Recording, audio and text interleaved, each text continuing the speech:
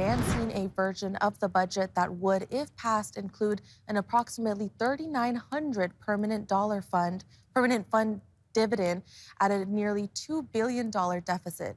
That dividend follows the statutory formula created in the 1980s, but that formula was last used about a decade ago, as lawmakers are now able to determine the PFD amount after a state Supreme Court case decided in 2017.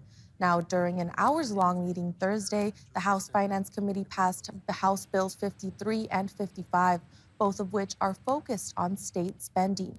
Though lawmakers generally sought to cut spending, as usual, the PFD was a major point of contention, with committee members sparring over an amendment to bring that down to $1,000. The PFD is very important in my district. The capita per income in Alaska is $41,000. In my district, it's a $21,000 yearly or less.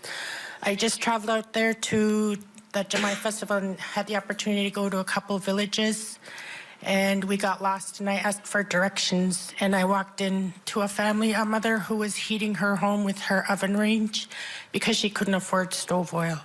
So this will keep 40% of my constituents out of poverty. We have to make this balance with the revenues that we have. We also have a law in the Constitution that says we need to be able to pass a budget that is actually funded.